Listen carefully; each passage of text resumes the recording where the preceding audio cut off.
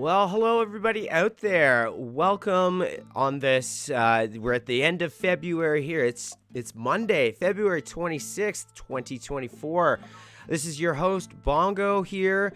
Our live stream today, we are going to be talking about post-processing. Very exciting subject that is near and dear to a lot of our hearts because, of course, we go out into the field and we take all these photos and then we come here and sit down on our computers for hours and hours and hours to make sure that our photos look the very best that they can. And so today we're going to be talking to Ken, Clare, and of course my co-organizer of Howl, Steve, about post-processing. Before we get into it though, I just want to make one quick special announcement that our very first marquee speaker of Howl 2024 has been announced right now, right here. Jill Heinerth is the photographer's name. Jill Heinerth is a famous underwater cave diver, photographer and videographer, and explorer.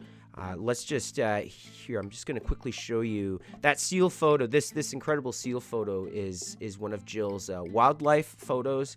But Jill does a lot of interesting things, underwater especially, in some really intense environments. And Jill is also a huge believer in being ethical as well. So when Jill speaks at Howl, we're going to hear a lot about the ethical perspective from the cave diver photographer, which is really cool. And we've never really had a photographer at Howl yet that has so much marine experience. So we're very, very, very happy to present Jill Heinerth as our very first Howl keynote speaker that will be speaking at 2024. So I just quickly wanted to do that quick announcement there. And if you go to our website, howlphotocon.com, you can find out more information about Jill. And we have a few more links to Jill's portfolio. I'm just quickly going to scroll through. Look, this photo right over here is taken underwater. It's really unbelievable stuff that Jill Heinerth does.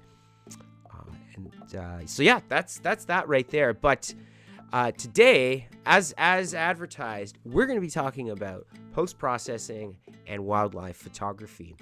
Our first guest speaking today is Ken. Ken, are you over there on the call?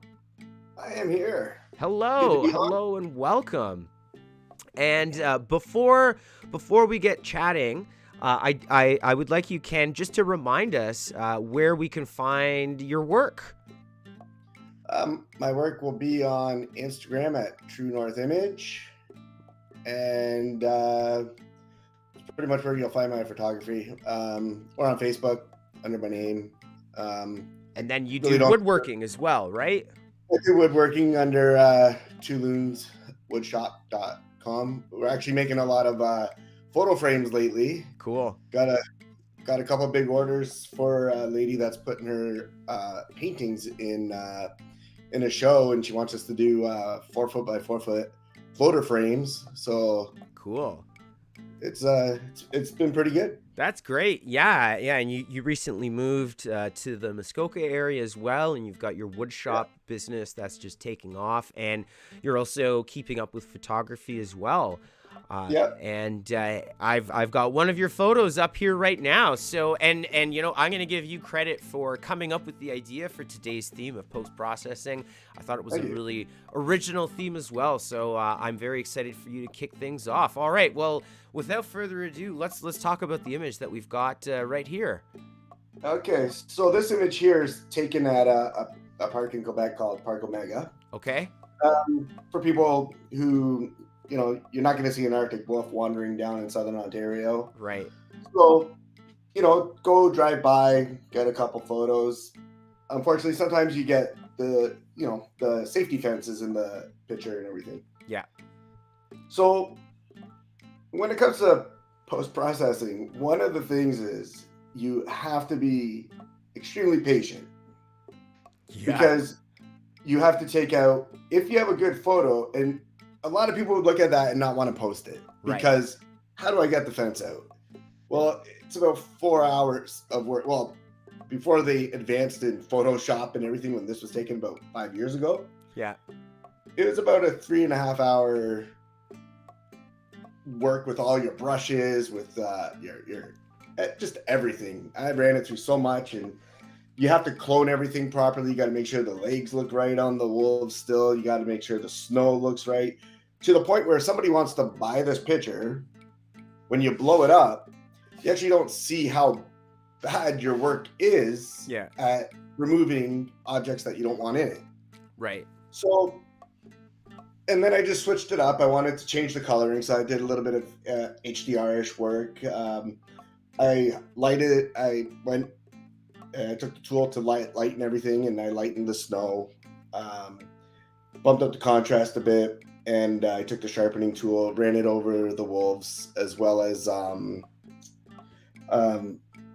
this other one in one of the programs that I can't remember, and it just brought out the magnification of the fur and everything. Just brought out all the textures and everything. Yeah. Um, there, it was a fun photo to work on, and it literally was like one of the first challenges that I put on myself to try and get rid of something that had so much possibility of going wrong. Like even the fence line under the wolf that's laying down, it's like right at its eye.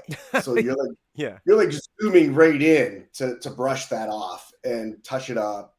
And today's uh, editing software has so much better stuff. Like Topaz has AI. Like Yeah. Yeah. I didn't haven't sent a photo in of AI, but well, actually I did. I did send you a photo with AI on it. Oh, okay. We're gonna see that in your Yeah, set coming up next, right? yeah. So this was a very early stage. So people who are out there doing photos and get discouraged on edits. Yeah. Just because you have something like a screen in your way doesn't necessarily mean that the photo is not worth showing. You can work with it, Yeah. and you can make a nice image like this one. It's not one of my best images, but it's definitely one of my my better edited ones for all that I had to remove, like the twist in the bob wire and everything to make it look like the wolves were still there. So there's a lot of cut paste, like you're cloning it out, Yeah. putting it in. It it wasn't like the easiest for me. I've never taken a course on editing or anything like that. So to me to do something like that, challenge myself, it was actually pretty good. Cool. And how did you sorry, did you say that you took courses or something like that No, to I've never taken, I haven't even taken a photography course. I've gone out with Wesley a few times and right. listened to him, Right. because if you don't, you're a fool. But yeah, Yeah. it's just one of those things where it's just yep, I just sat down. It was a bad winter's night and did a photo. Yeah, I love it. There's a kind of calming energy when you're in the photo lab on your computer. You could just put on some music, make a tea, and it's very zen sometimes, right? Yeah. Oh Yeah. yeah, for sure. So now you said that this represents 3.5 hours of editing time. Yeah, Wow. there was like, just to bring out the snow, Yeah. um, you know, remove the animal feces and everything and all that. So you're Yeah. going over the photo and all that stuff. But because it is technically like a zoo photo, there's a lot in the image that you make up as you go along. Like Yeah. make the whites, like you want to make the wolves look more realistic than what they are. So you kind of make them like thinner, so people know. Like you could trick people in post processing that, hey, this is not a stage photo. I find anything that you do like at like Aspen, the CRC or anything like that, Hmm. it's going to be staged because the animals aren't. They're there. They're not there. So it's staged photo. So to me, it's just to change it up a bit, where people might look at it and be like, "Oh man, they look kind of scruffy. Could this be a real outdoor image?" Right. And it's not like I'm trying to trick people to say I was in the Arctic and I got these photos in northern Quebec.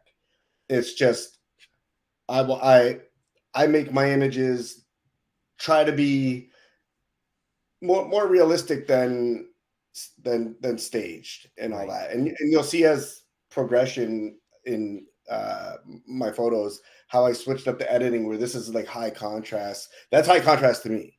Like I know it's not to Steve. Steve loves the contrast. I love the contrast in like fall photos and in the moose and all that stuff. Mm-hmm. Love it. Winter, I have a hard time with it because if you, I always try, you can blow out a lot of images Oh, with it. tons. Yeah. Yeah. So the whole post processing to me and switching out cameras, like this was taken with a Canon. I now shoot with Sony. So there's a lot that the Sony does like in camera that's just phenomenal Wow. compared to back in the day when I shot with, I think that was with my 4Ti. That was like when I first got into photography. Yeah. Yeah. So it will show as the pictures get crisper, clearer, and everything. And like I said, with all the Topaz, there's Skyloom, all these new editing programs that have so much more to offer, Yeah. and they're all interactive with each other, and you can make your photos just look incredible nowadays. Yeah. No matter, even if it's not even a good photo, you can still make it look amazing. Yeah. Yeah. Yeah. And that's why I almost I shudder when people delete the photos on their camera before they take their memory card home, because Yes. you every photo deserves to be looked at on the screen before you throw it Yeah. in the garbage. Because and then even and I had this conversation with Jesse from Follow Me North once upon a time, and it was actually on this very same live stream, and he was saying how he's going back to photos that he took 7 or 8 years ago, and Yes. he's using like modern day software that is now integrated with AI. And there's like new stuff that you can do with old photos to really to basically to save them and to make them actually acceptable to look at or to present, right? If you have a mild handshake, Mm-hmm. Skyloom has a refocus. Really? So so it will recognize the image and you put it back into it and it will put it in focus. That is Like wild. it's crazy. Like I'm not talking full motion blur. I'm talking about like a little shake. Yeah. And it will recognize like a face or something and put it all back together. That is yeah, okay. That is the future of post-processing. Like I've used it so many times and I'm like on my older photos and I'm like, that's barely blurry anymore. You need to Wow. sharpen it up a bit What's it more and called? everything. Skyloom? Yeah, Skyloom. How do you spell that? Is it LUM or I think LOOM? LUM. Skyloom, cool. Skyloom. Neat. And yeah, another good opportunity. And I see that there's some folks that are watching us tonight. Hello, Richard. Hello, Steve. And if anybody wants to also shout out of any new post-processing programs that you've discovered, please go ahead and just type it in the chat for everybody to learn about and check out. Yeah. But Skyloom, So that's fascinating. Skyloom. And it's a company called, it's LUMINAR, Neo. That program to edit is phenomenal. Cool. It's a company out of the Ukraine. Oh, right. And anytime they have new product out, like I always buy it. Well, yeah, I mean, brand loyalty, right? Exactly, right? Yeah. Yeah. Super cool. Awesome. Well, yeah, They didn't sorry. they didn't have it for this photo. Like when I first started editing this photo, because now they actually have this thing called where you could anything that detects as like a wire. Mm-hmm. So like hydro poles, everything, you just click on it, remove anything that looks like a wire. So that whole fence would just disappear in that program. Wow. Right now, I wouldn't have to do any cloning, dragging, anything. Wow. Yeah. That's the future of the industry for sure. Wow. Oh yeah. Unbelievable. Cool. Well, you know what? I applaud you for manually removing this fence without AI. That's great. Well, and it just goes to show you put in that time to get rid of those distractions and you've got a much better photo, right? Oh yeah. Yeah, Yeah. and that's the whole deal of it. Like some people might not like it, some people will. Like to me, I know where it's from. A lot of my friends know where it's from, but it just gives people like that look where it's like, okay, it's a zoo photo, but you could work with it, Yeah, of and course, of course. it is what it is. Like, Yeah.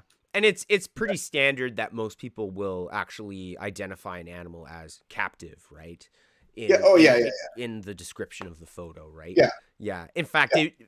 if there's any photographer in the community that's trying to pass off zoo photos as wild photos, like they'll be ridiculed and that's Oh, like a oh yeah, big no-no, right?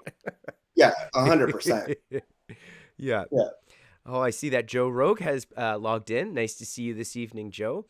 Awesome. Well, and these are Arctic wolves, right?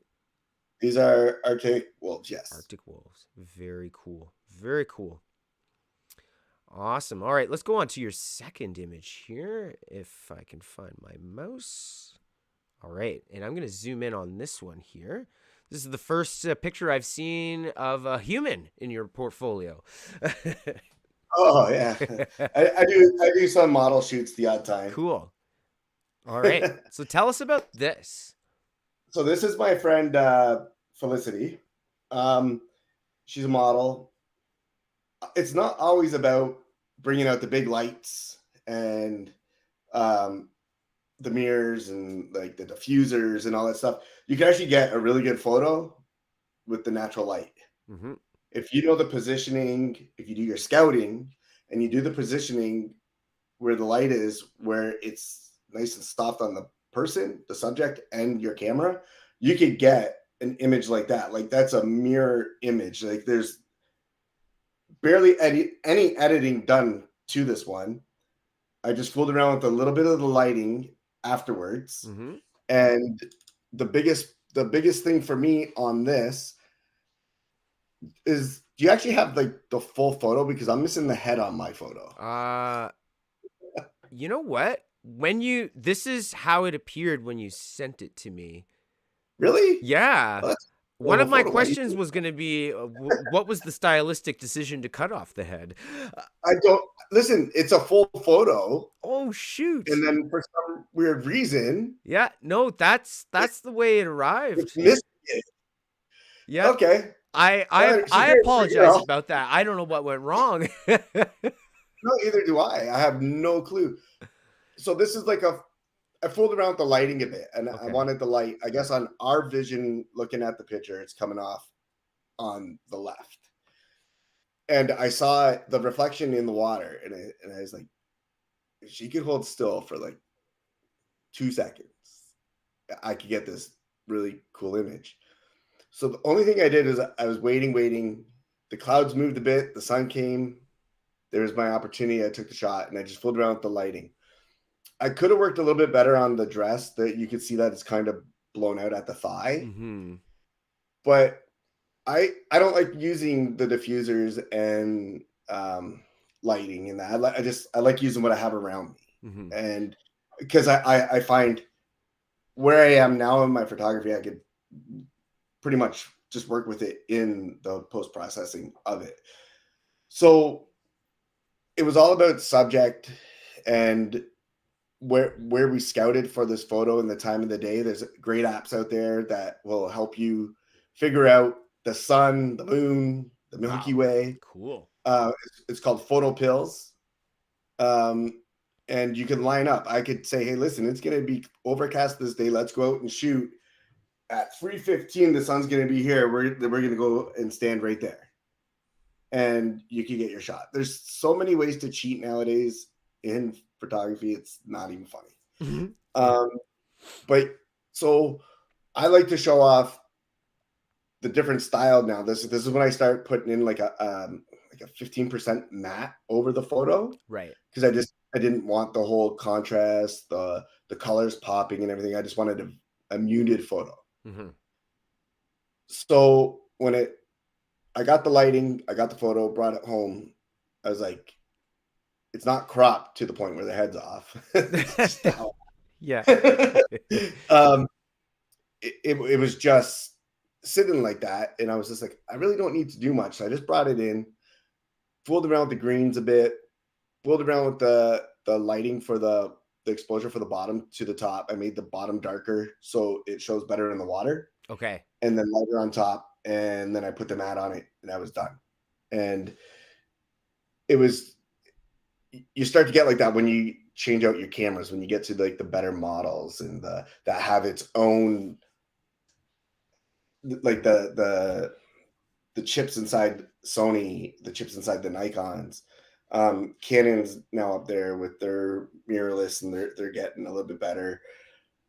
But once you start to know your white balance and how you can fool around with everything in your camera before you take the picture, Mm-hmm. you could do as very little editing that you need to do Mm-hmm. and save all that data from your photo. Mm. Because that's a lot of when once you start editing and you go through like process, you're just removing data. And then your image, once you it's almost to the quality of like, oh, look at my cell phone photo. I could only do an 8x10 photo. And once you dumb down your photos so much using a really good camera and you just remove all that data, that's all you're gonna get is a very minimal photo. Right. So to me, I like to do as little as possible, but enough to make the photo pop. Gotcha. Yeah. Especially with the way I do it now compared to how I used to do it, where it was like, I'm gonna bump the contrast. I'm gonna lower this. I'm gonna add this. I'm gonna do this. Now it's very minimal, Yeah. and I try to find ways to crop the photo to make it look a little different, like removing people's heads and stuff. And Yeah, yeah, yeah, but yeah. Yeah. I mean, you raise a great point because I do believe that it is possible to over process a photo, yeah, and yeah. sometimes less is more. Oh yeah, Right? and it's weird because a lot of people want to make that photo like, I'm gonna make this one awesome. I'm gonna do this. And it's like you don't have to. Yeah. Like so many people got into the phase. I'm gonna say maybe 5 years ago. Yeah. Everybody's HDRing everything, Yeah, and it yeah. was ridiculous. It just started to look so bad. I'm like, okay, you don't have to HDR a leaf to the point where it just doesn't look like a leaf. It's like just so like in your face. Yeah. It got to the point where, and then that's when I started switching up to Yeah. muting the photo a bit Mhm. and taking a step back. I used to like a lot of sepia and stuff like that, but I'm like, I don't want to take away a lot of color out of the photo, and I didn't want to do. I love black and white. I think black and white is for people photos, the portrait, anything is the best you can do. Yeah. I would color like when I do weddings, I give the majority. Like I'll tell them, I'm like, hey, I'm switching a lot of these to black and white because it just there's less flaws in a person in Yeah. black and white than in color. So it's that's another part of the product. With our digital cameras nowadays, we could just everything's in color and then we switch it to black and white. We don't have to switch the camera to black and white. Right. So it to me doing weddings, engagement photos, model shoots, I started toning down my photos a bit. Yeah. Unless the subject had to pop.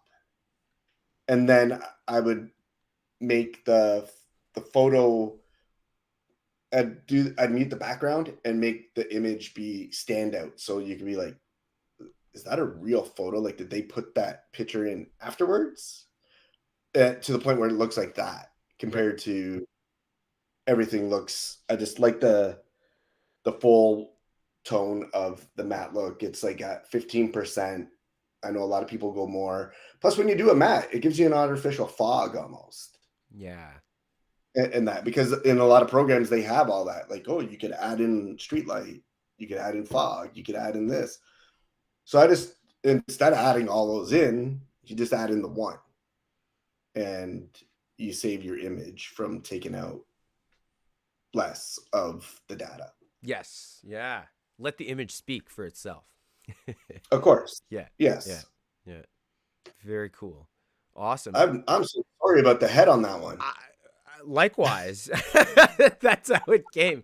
So this is it completely zoomed out. So it's not like my zoom is cutting off the head. That's the Yeah, image. no, that is so weird because when I opened it, I'm like, wait a second, where's the head? Yeah. Very cool. Very well. You know what? It creates an air of mystique in this It photo. does. This who Yeah. is this model? It could be somebody Did you famous, not? or it could be your next Yeah. door neighbor, right? Yeah. As I click to go to our next photo here, I'm gonna read out a couple comments. Steve says, Joe, you should email Bongo a couple of your artistic photos. They are really interesting, and I'm sure you can add them on the live stream. Yes, and we've had Joe present before, and we'd always have to love him back. And then Richard says it's always interesting when several people shot the same thing and seeing how the artistic expression comes out in the editing. And that's Richard saying that. And yes, I agree. That's one of the funnest things about photo workshops is, yes, when you have a group of photographers and they take like a picture of the same subject and you get all these different interpretations. It's always really cool. Joe also says, I love post-processing. Very cool. Richard was with me when I did the wolf photo. Actually, Oh, that's I was in cool. his car.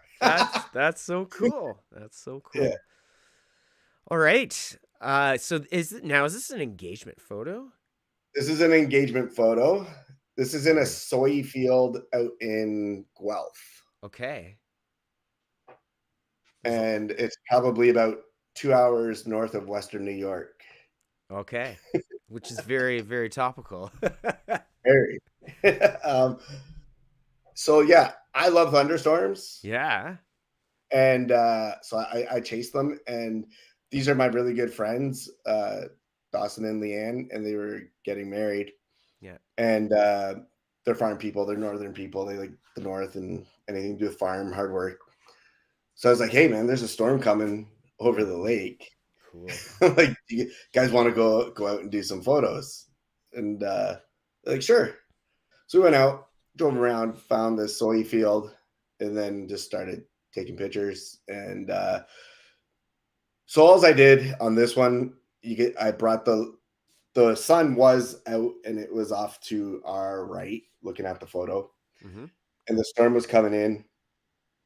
So I sharpened the clouds and everything just to give them that intense look. Like if I took away the sharpness, the lightning would kind of be more blown out in the photo, and the clouds would look so muted. So I darkened the middle right side of the photo, and then I sharpened and I just brought out the clouds. Cool. Everything else I did was with the soy field and everything. With the detail, I brought it right out, so it looks really dried up and sharp.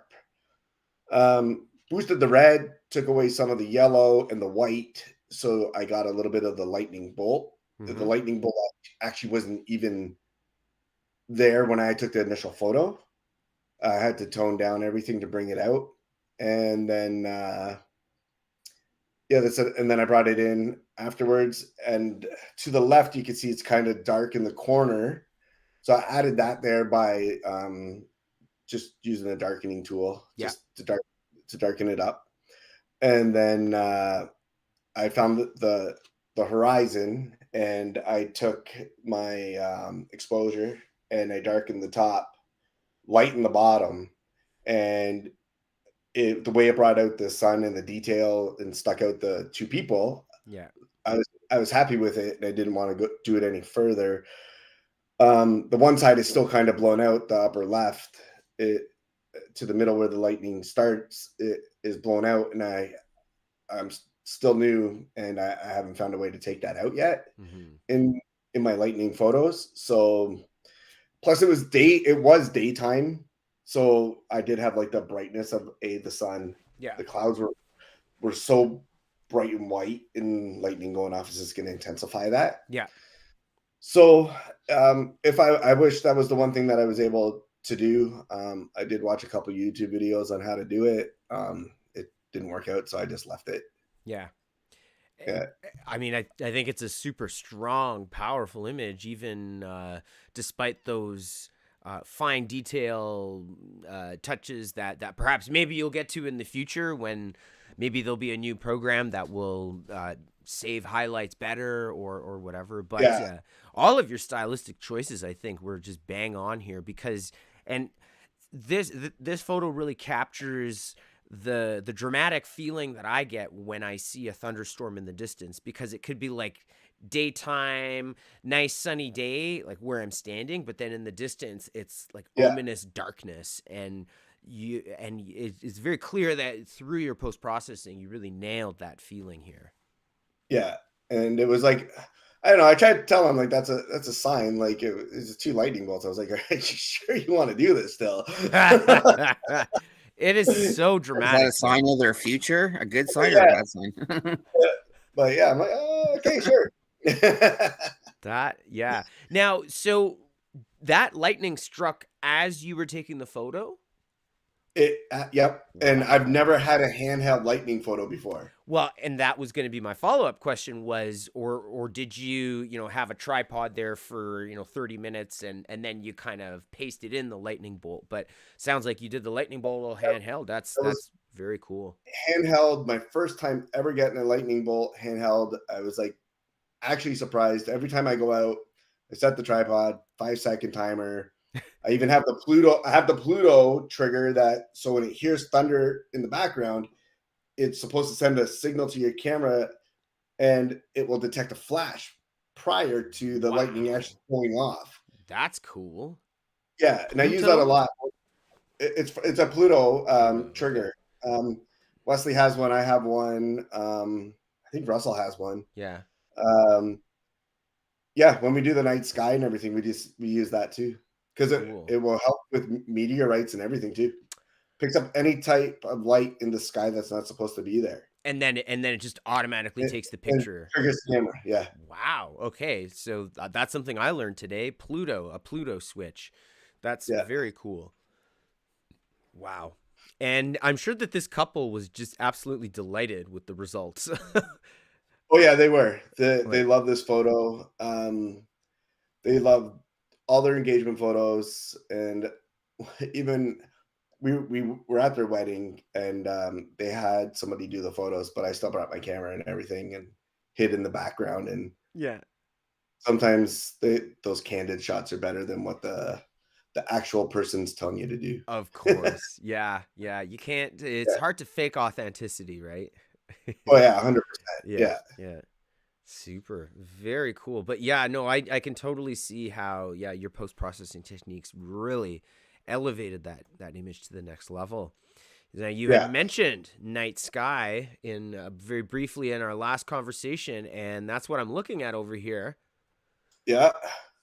Now, is this Algonquin? That's my first question. This this is Algonquin Park. This was taken with Steve Ooh. and Wesley at Whitefish Oh, Lake. okay. Wow. And this is a single image, Mm-hmm. uh 20 20 mil Okay. lens, Sigma art lens 1.4 with my Sony.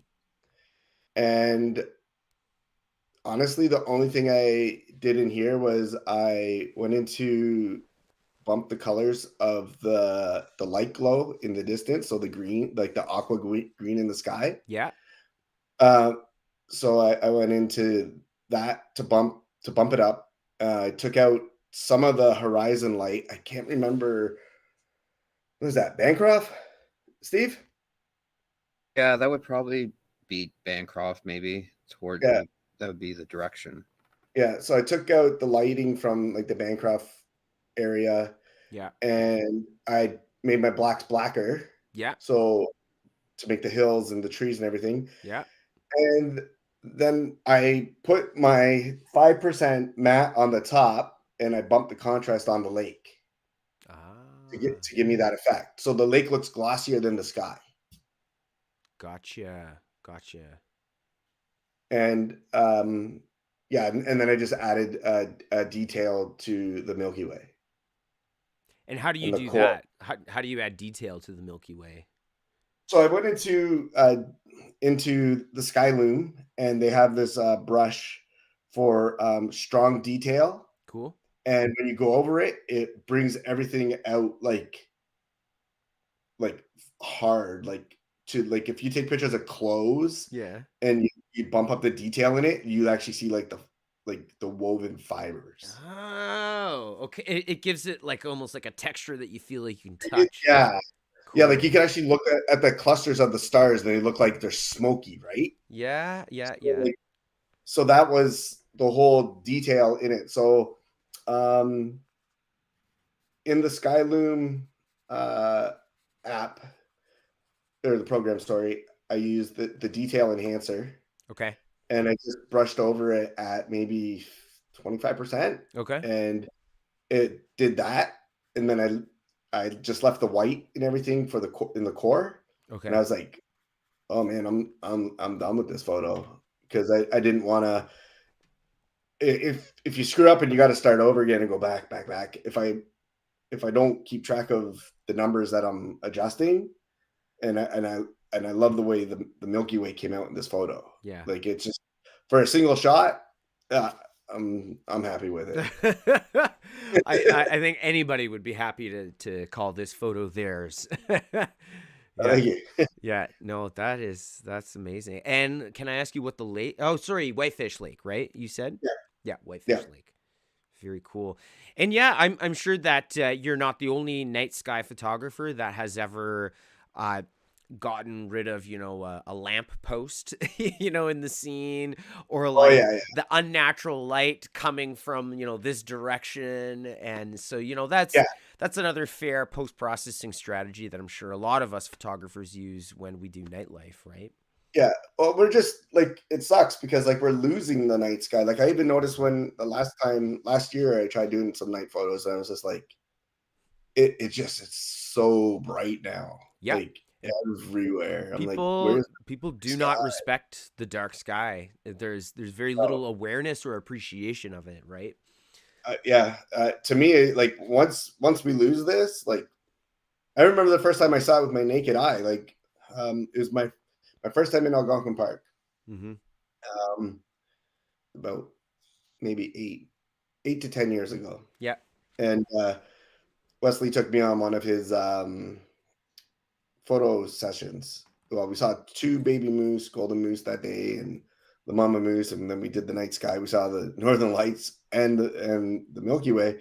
But he was like, before you even take your camera out and turn it on, he goes, just if you focus on the sky, you will see the cluster of the Mm-hmm. Milky Way. And I, no, you won't. And like, turn around, I'm like looking, let my eyes adjust and everything, and like, you could see it. Yeah. And I'm like, holy crap. Yeah. Right? Like, to see it with your naked eye is just as amazing as seeing it on a photo. Yeah. So unfortunately, I don't know how many more years we have of seeing that. Yeah. Yeah. Especially because we have to build, a million homes to accommodate to, Oh yeah. all the, anyways, habitat Oh loss yeah. and increased lighting. That's a whole other can of worms, but Yeah. let's conserve Yeah. as much as we can. Oh yeah. Yeah. Oh yeah, for sure. Yeah. But yeah, Awesome. like, to me, there's no place like going. Like, I even tried shooting over Lake Erie, and it just wasn't the same, Yeah. because you don't have like, your foreground is, I don't know, the way I was shooting. Even if I wanted it to be, it was going to be Cleveland, and I'm like, what's Cleveland in their photo? Right. So to me, it was like, um, Who there's wants a place. Cleveland anyway? I know, there's Mistake a by there's the mistake by the lake, right? a mistake by the lake. But yeah, they like, there's a nice place to go in Pennsylvania to shoot. Hmm. And I've gone there a few times to shoot. Um, it's and plus the state is just gorgeous. Anyways, you just drive down 75 in the fall, you'll fall in love. Like, Cool. you'll get in an accident probably. Like, now I know what happens in Algonquin Park, because you drive down there. Holy smokes, man! The maple trees are just puts Algonquin Park to shame. Sorry to say. Wow. Wow. Yeah, Right on. but yeah, Okay. the night's amazing. And I'm very delighted that you chose to include a night sky photo in your presentation today. Okay, so we're looking at a wildlife photo here. Now, was it on purpose to cut off the head of this wildcat? Why is it off again? This is That how is I got it. what That's an the interesting technique. Okay, so yes, I was trying to do a 50-50 split here. This is Oh. my technique. So anyways, wow, I am so disappointed because I just took the photos off of Facebook because if I try to send you my originals, Yeah. I got to send you one at a time. Okay. So I don't So know whether maybe Facebook as a security feature only allows you to download a little bit of the photo. I don't know, but I mean, are you able to comment on this photo and its post processing even in the state that it's in? No, because there was something on the side of it that's Ah. missing that I wanted to explain. No. Oh, I am so sorry about that. Yeah, Yeah, literally this is how it that is yeah. unbelievable. That's all the information I got. Wow. Because even when I emailed it, it showed the full image. That's crazy. That's very strange. Yeah. Well, we'll see what happens with the other photographers that are gonna present, and hopefully they didn't take anything from Facebook. Anyways, this is a Canadian Lynx. Yeah. and all I did was it was actually like green. There was no snow. Oh. So like it added in all the white. Oh. So Because okay, and then you made it look as if it was in a snowy environment. yes. Oh. You know what? I can appreciate that even with this intense crop. Like it's still Yeah. Wow, that's really, really cool. Yeah, Wild or captive, this one? This is actually I did a donation to Aspen. Oh, nice. Okay. Is this one of the residents? This is one of their residents. Cool. So I did a donation just after COVID. They were hurting, so I was like, I'll do a private tour, and they were like, okay. So just donated some money to them, and they let me do a private tour. That's so cool. Yeah. Awesome. Well, yeah, like I said, even though we've only got a fraction of the image here, I can still see what you did, and you did it very successfully to make it look like it's in a snowy environment. That's so cool. Just go to Facebook under Kenny Mox and McCormick, and you'll see the better image. Okay. All right. Or Instagram. I think it's on Instagram. Oh, perfect. This is on Instagram too. Yes. So if you check out true_north_image.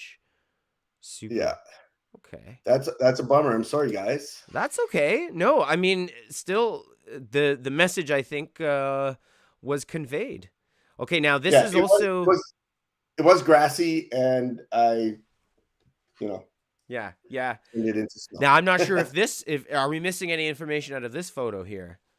No. Okay. So I don't do landscape photos. Actually, I started to do them. Yes, you mentioned that the last time we had you on. Yeah. Yeah.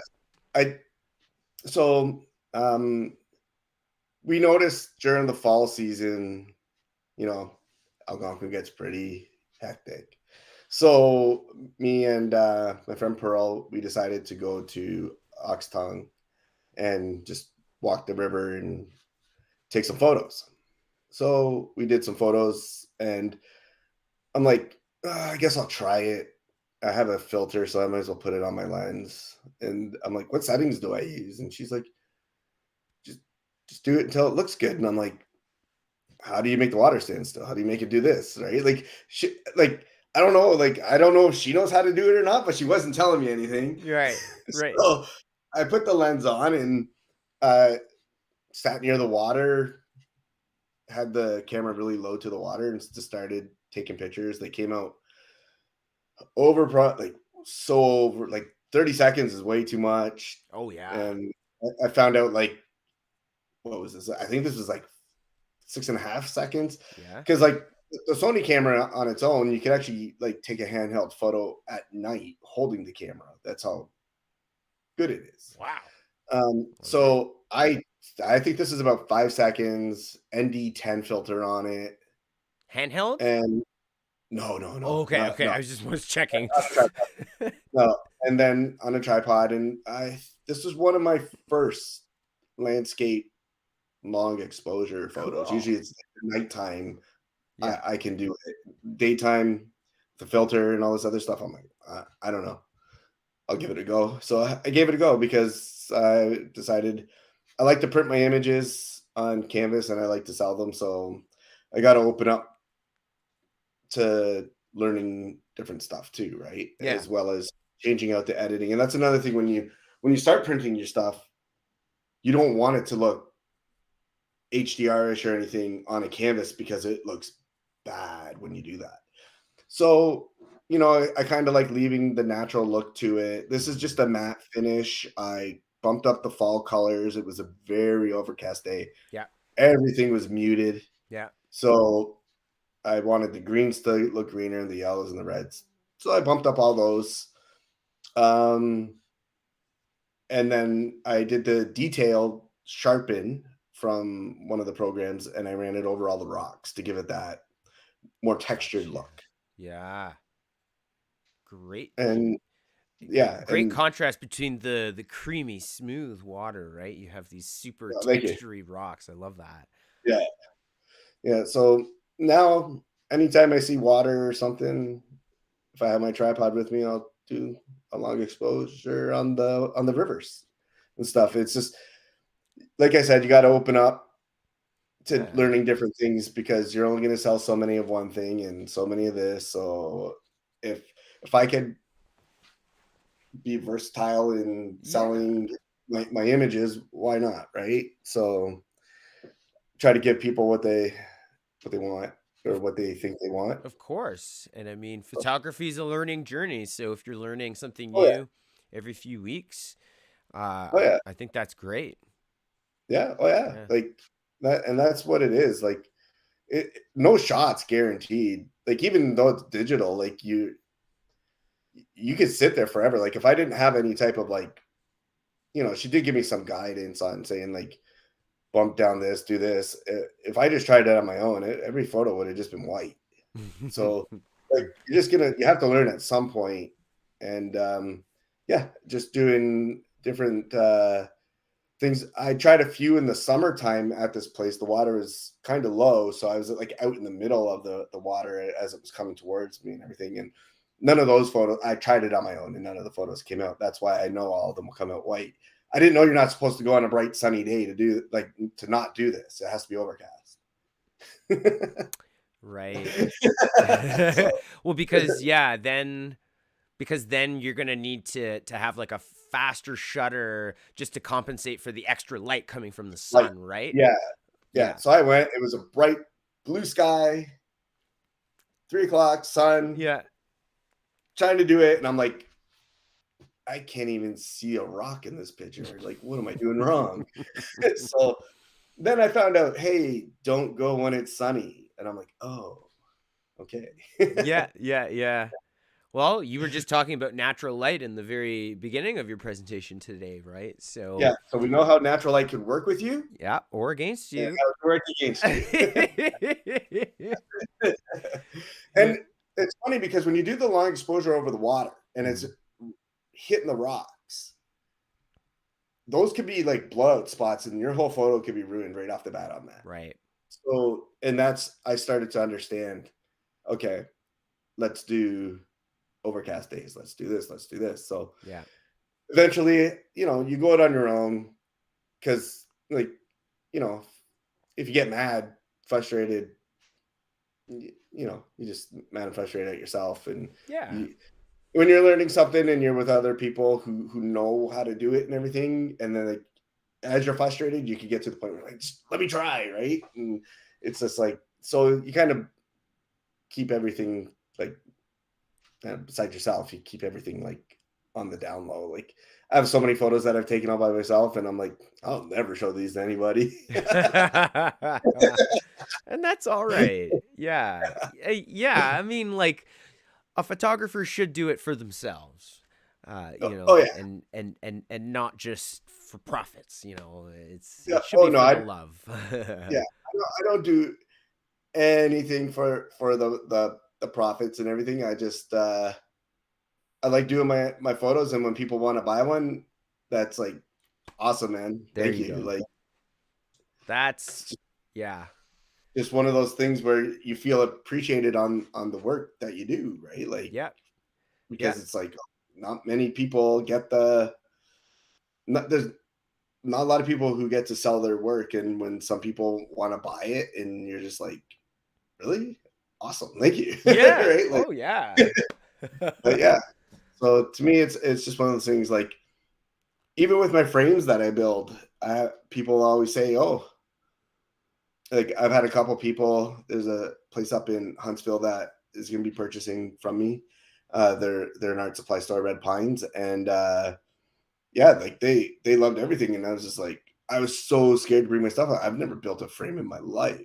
I don't even know what a floater frame was. Mhm. Now And you're a professional frame builder. so now oh, I'm like, yeah, like I have this lady that wants some that's going in a show, and I'm like, I was like, oh, okay, like, are you sure you want to buy from me? Like, you're going in the show, but I get these specialty woods, and people can't get them up here, right? Like to get certain type of maple and like just the walnut, or like people are like, oh, you make walnut frames? It's like, yeah. Oh, like a lot of people make MDF, and I'm like, MDF is what Poster Jack sells, and they don't help out with your photos either, like because they use a wrap on it, and not like you don't want a frame to overtake your picture. This is what I learned from a couple people who paint actually. Mm-hmm. Well, the framing could be nice, but you still want the picture to be the centerpiece. Of course. And and I look at it the same as with photos. How you edit, your editing brings out the interest in somebody wanting to see your work, Right. right? Like you could have 6 people could have the same photo, but if one person has that one little difference in it, either editing wise or cropping, it's going to bring that attention to the people.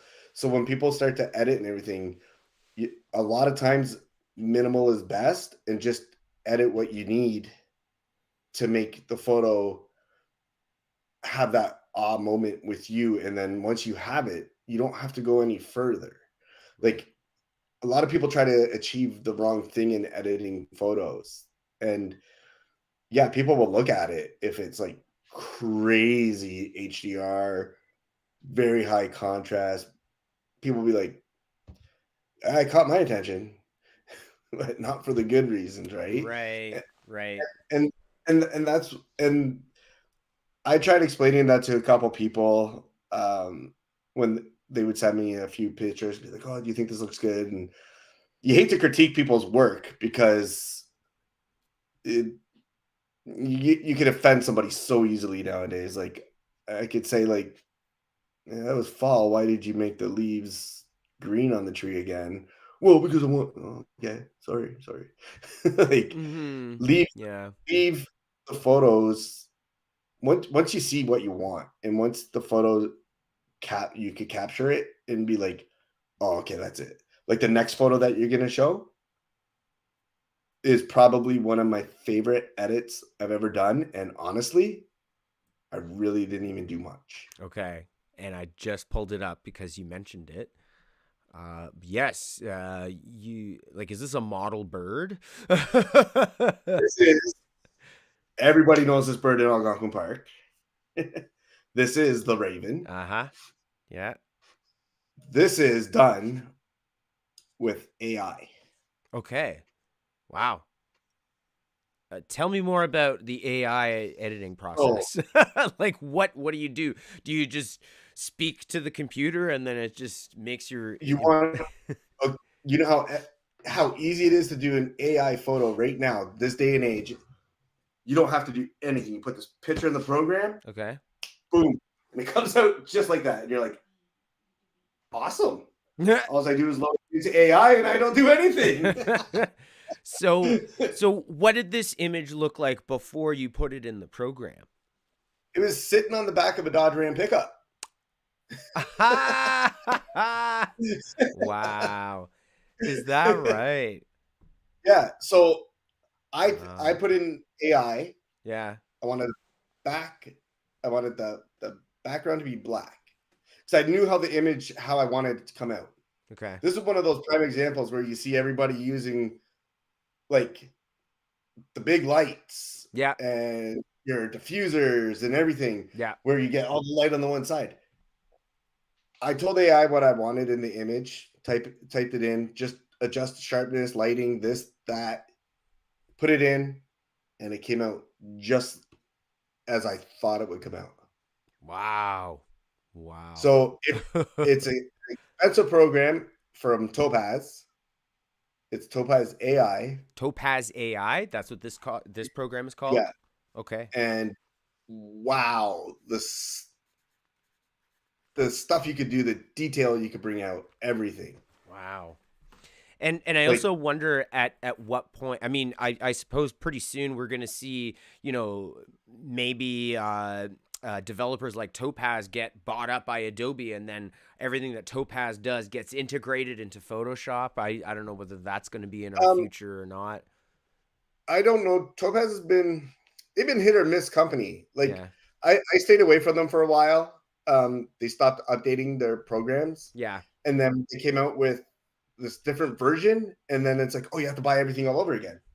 And I was like, Yeah. but it says free updates. It's the same program, but because they changed like some number in it, it's now completely different. Now you have to buy the whole set over again. And I'm like, nah, I'm not gonna do that. I'm gonna just stick with Photoshop and Skyloom. Skyloom's it's inexpensive, but they're to work with their stuff, and you actually get like free updates, Cool.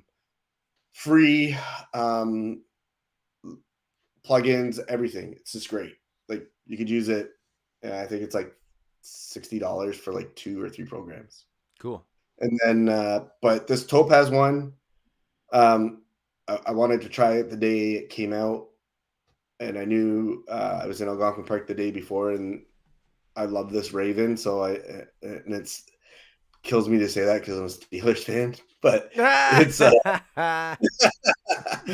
but I knew exactly what I wanted to do with this image.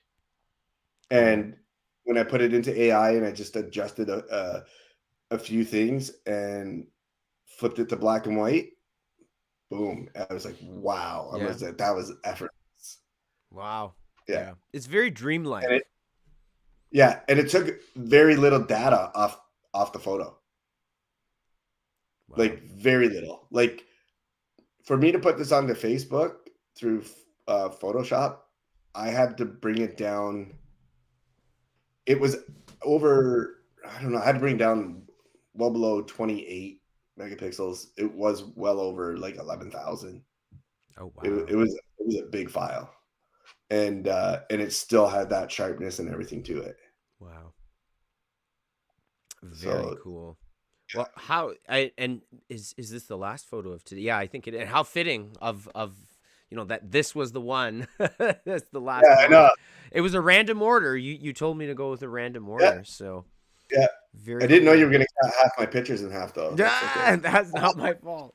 But but yeah, no, I think this is a very a good finale photo in your presentation because, well, number one, you telling us about like the extreme AI editing that happened here, and also just the strength of the picture above all else too. But, Oh yeah, like, there's nothing more.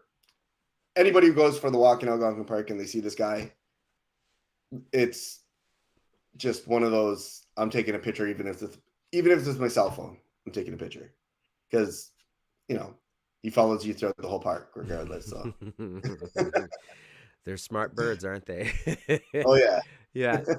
Amazing. All right. Well, everybody watching, so that was Ken from True North Image. On Instagram, follow true_north_image. And then, of course, Ken also has a woodworking business. That's toloonswoodshop.com, located in the Baysville area of Muskoka. Well, thank you so much, Ken, for your presentation today, and for also suggesting this really cool theme for today's live stream. We appreciate all that so much.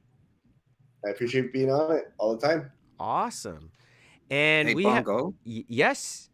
Yeah, Joe emailed in a couple of his images that if we could get them on, that would be great. Joe did some really interesting post-processing work with his. Okay. And, Yes. So anyway, yeah. Okay, absolutely. We're gonna go with. Okay, so this is what'll happen is we'll have Claire present, and then I'll see if I can get Joe's photos on. So Joe, I know that you're watching. Stay tuned, Joe. What I'll do is, Steve, you know what you could do, Steve? You could forward Joe the Google Meet information in the meantime. But just before, Claire, is Claire out there? Yes. All right. Hello, and welcome to the live stream, Claire. You are presenting all the way from Western New York, correct? Yes. Thanks for having me. Oh, yeah. No, always a pleasure. And you've attended Howell, I think, twice? Yeah. Twice. Yeah, super. So yeah, Claire knows what it's all about, and it's always lovely to see you here for the festivities that is Howell. And yeah, so you're here today to talk about I think a handful of images here, and of course, as as you know, we're talking about post-processing today here. So yeah, I'll just let you jump into things. So you said that the first 3 photos are all connected in some kind of way. Yeah. And so this is a short-eared owl that I got. All these pictures are taken within maybe a couple minutes of each other. And I thought it was just cool because it shows how just by taking a different perspective or cropping a picture a different way, it can look like it's a different setting, time, date, whatever. And so in each of these pictures, the focus is just a little bit different. As a precursor, I don't use any really crazy software for editing. I just use Snapseed because it's free, and I'm kind of just playing around with it and having fun. This is kind of the low key post processing kind of thing. I think it's just I haven't gotten into necessarily a super. I would have to commit to a software and then get into a groove with it because it is certainly something that requires a lot of patience and practice. So. Yeah. And sorry, what was the name of the free editing program that you use? Snapseed. Snapseed, cool. And do you use Snapseed on a mobile device, or is it on a desktop? I use it on my phone. Cool. And so I definitely go the slow way around things, but basically I transfer the photos through Wi-Fi from my camera to Nice. my phone, and then I edit them on there. It's nice because you can zoom in easier and all that stuff. It's nice. It hurts your eyes after a while, but Yeah. All the things we do for great photos, though, right? yeah. Yeah. So this photo, what specifically, what post-processing decisions went into this photo here? Sure. And so the original picture was a lot more kind of zoomed out. But I thought the focus on this, like the contrast was nice between the owl that's in focus and the background. So I decided to focus more on the owl. And so I sharpened the details on the owl. I did a little bit of brightness Nice. on it. I just wanted to show his features. Like I liked his expression. It's kind of like, ugh, you got me. Yeah. So yeah, I just thought it would be cool to focus in on the feathers and the facial expression in this one. And the background's a little bit ambiguous, right? Yeah. So, Yeah. and that's actually, this was in BC. And this was probably one of the coolest photography days ever. If I lived out that way, I'd be there every day. It's like this park. I don't even remember what it's called, but you drive, you're on the coast, and there's all these random birds of prey there. So they had like rough-legged hawks and barn owls, short-eared owls, bald eagles, hawks, harriers, everything. And you're just walking along the ocean, and then there's all these random birds of prey, and you're taking pictures. So I mean, it was just so freaking cool. So anyways, I was really happy with the short-eared owl pictures I got. Wow. So that's why I decided to include. Sounds like a convention of raptors. Yeah, it was like a dream come true. Yeah. Wow. And I just find it amazing that for a split second this owl looked at you, and you captured that. Like, what a neat moment. Thanks. Yeah. And speaking of keeping things ethical, this park does have like I don't know how long it is exactly, but the path is a ways off of like kind of the natural grasslands area than the coast, so you can't access those points. So it is nice. You're at a ethical distance. So yeah, it was kind of a coincidence that this guy was looking at me because I was a ways away from him. Yeah. So very cool. Very cool. And of course, yeah, that's a really big thing for us at Howl is to make sure that things are ethical when we are taking our photos. Very cool. And my last question about this one, did you do anything to the background at all, or was that just the natural bokeh that you got? No, so that is the bokeh. I didn't touch that. I just I think I did just bump up like the saturation a touch because it was a little washed out. It was an overcast day. Yeah. So I did want to re-add a little bit of the color, but it was decently accurate to what you see there, because I agree. I like kind of like more minimal processing, like, to kind of capture it. So yeah. Super. Yeah, and that bird just pops. It's really wonderful. Very cool. Thanks. Oh yeah. Yeah. Okay, so let's hear about. You get to see him in a different context. Is this the exact same bird? Yes. Neat. So this is different because this is more monochrome. Right. It kind of shows you how he blends in as a predator with the brush around him. And so he was kind of in competition with a harrier at this point, as shorties and harriers often are. Yeah. But yeah, I just like this because I thought it showed good motion. Again, my Sony that I had really did a great job of kind of capturing things in motion. So kudos to Sony for that. Really made the shot easier to make. Yeah. Very cool. Very cool. So, go ahead. No, was there something you were going to say? Oh, I was just going to say with this one, again, since it was an overcast day, I did brighten it a touch, gotcha. And I added some warmth to the picture because it was a little bit more washed out beforehand. So I just wanted to give it a little bit of warmth in there. Great choices. Awesome. And also Thanks. Done with Snapseed, correct? Yep. Good old Snapseed. Good old Snapseed. Awesome.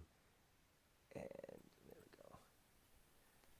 go. Love it. Okay. And I think you said that we're going to get one more look at the owl here. Yeah. And so again, just kind of like an edit. And this one, I just wanted to show like here sorry, my bad. I was going to say the last picture, you couldn't even tell that he was by the ocean. Oh yeah, actually, yeah. I'll briefly go back to the other one. It honestly just looks like this is an owl in a meadow. Mm-hmm. Yeah. And so it just shows you the power of a photograph and what you focus in on it. Like that you would think like, oh, I was just going through like maybe a farmer's field or something and then saw this guy. But in reality, I was by the ocean. And With this picture, I just included it because I thought it was just really freaking cool. Like, how often do you see an owl in flight with mountains and the ocean in the background? So, Yeah. I just wanted to show again how, like, I like get kind of like focusing on like kind of crop, and how this really shows you the context of both worlds of the first photo and the second photo, like the grasslands as well as the background. And honestly, I didn't do a whole heck of a lot with this. I think I just did some sharpening. Again, that Sony did an awesome job focusing in on the owl in motion. And I just messed with like the white balance a touch. I don't think I even did that much sharpening, to be honest with you. So this is a pretty minimally edited picture, actually. And that's how it was uncropped. And so. Very cool. Yeah. And you're absolutely right. Yeah. Here, it makes it very clear that it is, oh, no, not to fool you. This is a farmer's field. No, this is the West Coast. Yeah. Yeah. Very cool. Very cool. Thank you. And just those gorgeous, I love it's like a tint of blue in the background on the mountains. Very, very cool. Thank you. Oh, yeah. All right. I wish I was better at birding, that I could identify this one. This looks like a coastal bird, I'm gonna say.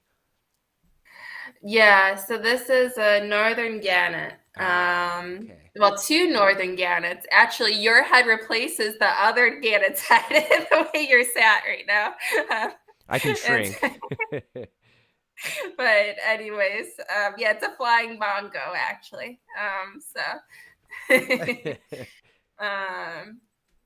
Yeah, and so this was a little bit challenging with this picture. So this, I'm just kind of doing tour de Canada now. This is in Newfoundland, and they have a giant colony there of northern gannets, and it's so changing there. Like, speaking of, like, you were saying before, like, like with the sunlight or the overcast, whatever. With Newfoundland, you just got to be prepared for whatever. You don't know if you're going to get fog. You don't know if you're going to get sunshine. You don't know if you're going to get pouring rain. And so, like, I kind of went to this special spot being like, please be something decent. And so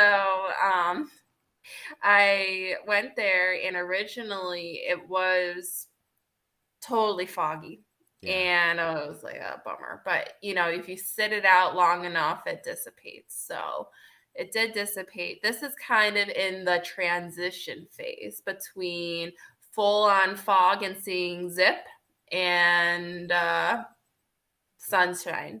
This is actually overlooking a cliff. Like, you definitely don't want to trip. You go kersplat and that'd be it. So you can't tell from the picture because of the fog, but you're indeed very high up. So I'm looking down at these birds kind of going off the currents, off the water. Cool. Wow. Okay. So to take this, you're actually above the bird for this photo, you were saying? Yes. Wow. Okay. Yeah. All right. I see how that works. Okay. So you're kind of, how far are you from the cliff? Like, you're almost right there at the cliff? I mean, close enough that I am going to be like, kind of like, all right, I gotta like get my bearings. Liz, you can go right to the edge. I mean, they're just wild over there at Newfoundland. It's like, well, you do you. Yeah. Hopefully you don't fall over. No gates or anything here. And so, yeah, like I was like right near the edge. I think I sat down at some point just to make sure I didn't get woozy. Yeah, of course. Wow. And it's did you say northern gannet? Yes. Northern gannet. Got you. Yeah. Love the sort of the mirror image visual thing that's happening between the two birds. That's so neat. And now when you had this in Snapseed, what editing choices did you make? Right. So I did crop it just so I could frame it in such a way to get the kind of mirror image. Like you're saying, I was really pleased that it was I happened to capture 2 birds in a similar kind of wing arrangement. It's like choreography almost. Yeah. Yeah. And so well, actually, this one was a conundrum for me, to be honest with you, since it was in the fog and it was pretty dark. I had to brighten this up. And if I had more sophisticated editing skills, I would probably try to make the primary bird a little bit brighter. But I didn't quite know how to do that. And that's something I'll learn how to do eventually. But I was, but at on the same token, though, with the way it is right now, it kind of conveys he's in fog, and it's like a little bit more mysterious. Yeah, you're right. The fogginess definitely adds a lot of mystique to it, and a character of the day. Like you said, it was a foggy day, and I mean that's staying true to the actual day that it was that you experienced when you took the picture. Yeah. Right. That's true. So it's not fighting it; it's kind of embracing it. Yeah, I think it's very appropriate. Absolutely, yeah. And I just love that mirror image effect that you have going on here too. And thank you. And cropping is a very underrated editing technique. That is so simple, but you can really upgrade an image just with very good cropping. So, yeah, absolutely. Love looking at that one. And I'm also noticing how massive the wingspan. Like those are huge wings. Yeah, they're about 5 foot. And like that bird is not that big. Like the wings on that bird are pretty like proportionally huge. Yeah, they're like one of those seabirds that don't usually like come to land. They just only come to land to breed. So most of their lives they're out at sea. And so they're doing a lot of time, soaring, skimming over the water. They're excellent divers. So yeah, they're true seabirds. Cool. Wow, very nice. I've only been to Newfoundland once, and it was for a music festival in St. John's, so I didn't get any chance to go to some really good natural areas. So definitely want to return there. Oh yeah, it's just so neat, and I love it. Like you can get a swoop flight from Hamilton for cheap. Like I went to Newfoundland again last fall, and for I think it was 130 Canadian, I got round trip from Hamilton to Deer Park, which is or Deer Lake rather. And so yeah, if you hit it up right and you do it early. Wow. Okay, and you're talking about going to the airport in Hamilton, Ontario? Yeah. Wow. Okay. For 130 round flight to Newfoundland in November. Like what part in the fall was it? September. Wow.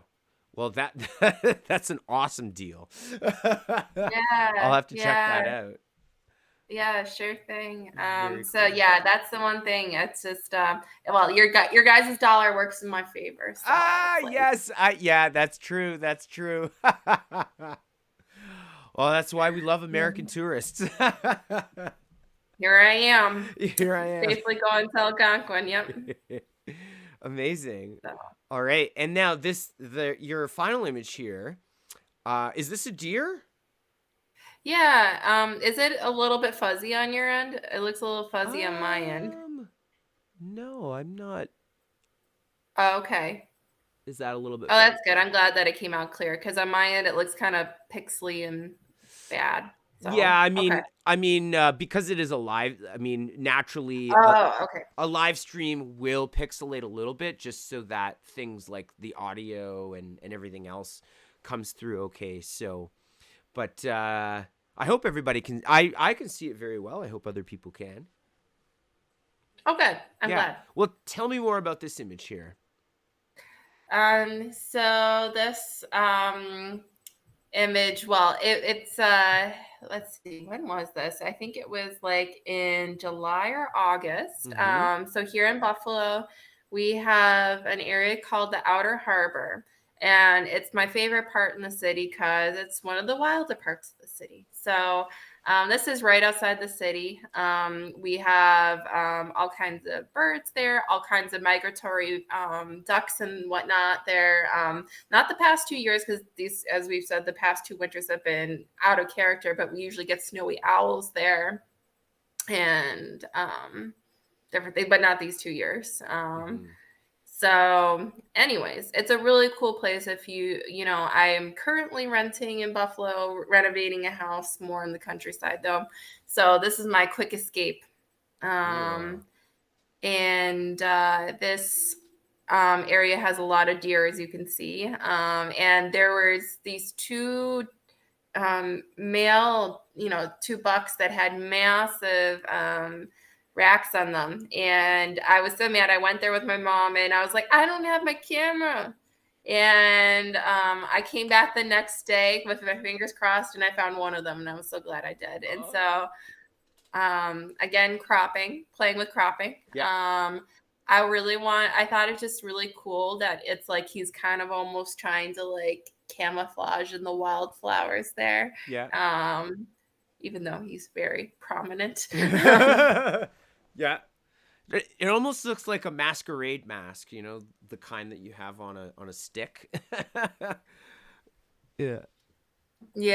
Yeah. And so I just thought it was cool just because like he's like this like masculine buck, but he has like the wildflowers all around him. Right. And yeah. And for this, I definitely cropped it. I did play with the saturation a bit, but honestly, it was such good lighting. It was kind of close to golden hour. Nice. So I didn't really pump it up even that much. What I like about it is like that there's the background on it, but you still get the clearness of the face in there. So, but yeah, no, I just liked it because I thought it was a cool composition with it. Yeah, and you've had a lot of good luck of animals looking directly at you. That owl in mid-flight, and also this deer. So, yeah, there's a lot of strength to that composition, especially with the way that the antlers kind of hold it in that, and the face is central like that. So again, going back to the cropping. Yeah.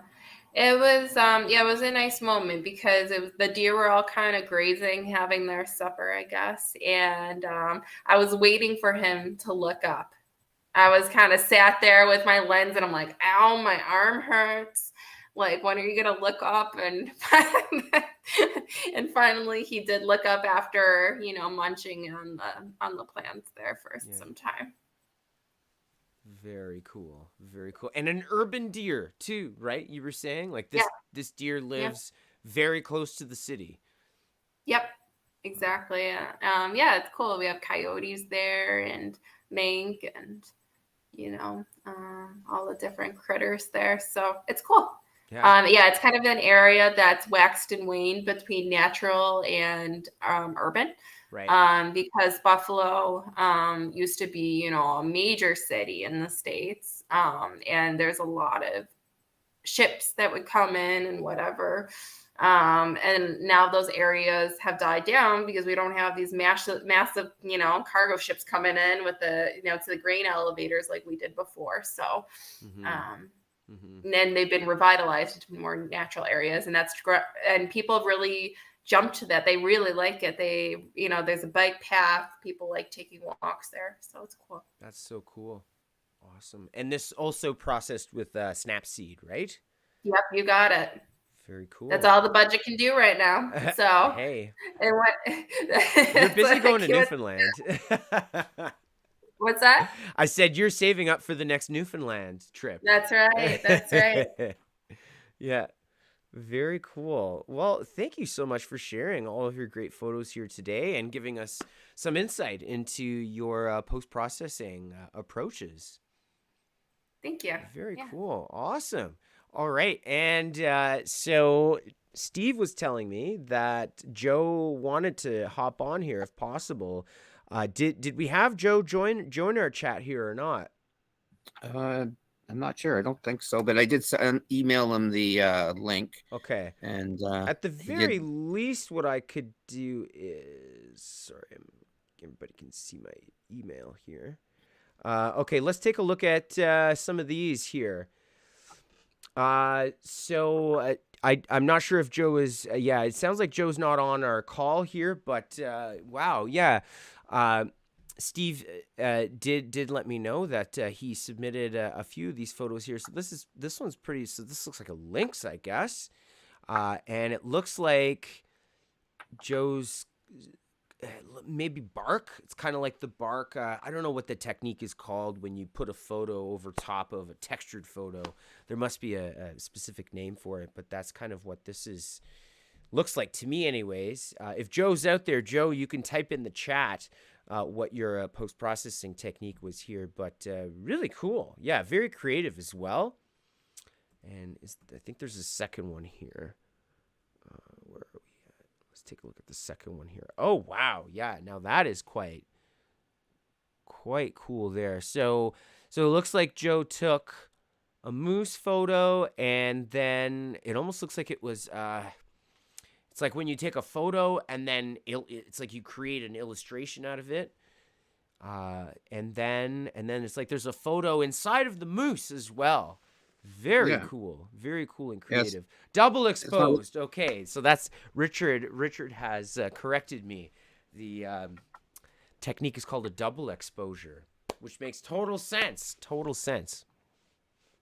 Awesome. Very cool. Yeah, it's not the kind of thing that I would do to my photos, but it's really creative, and it makes where photography can be an art is in the processing, and that's what I've seen a bunch of Joe's stuff posted on social media, a bunch of his photos that similar to this, and really I like that what his interpretations are.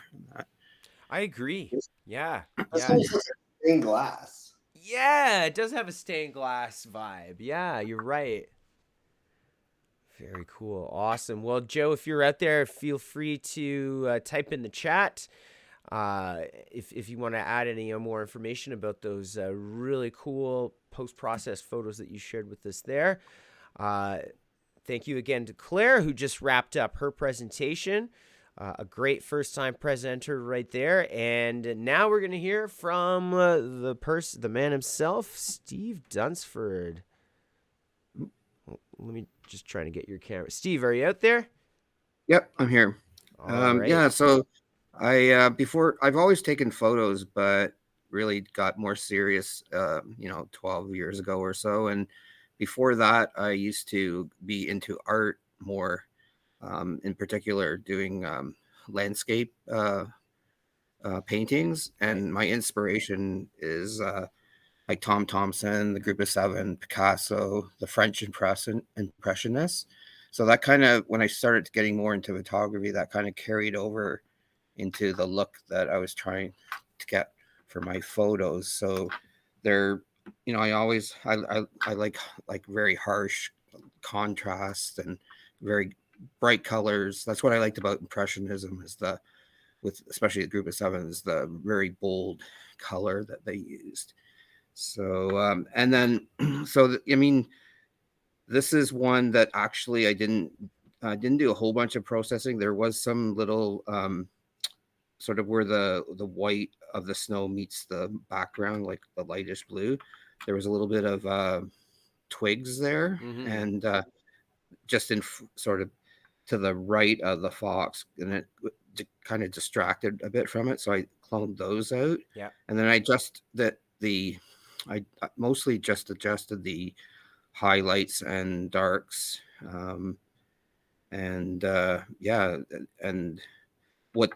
so this is hard, to sort of like Ken's AI one.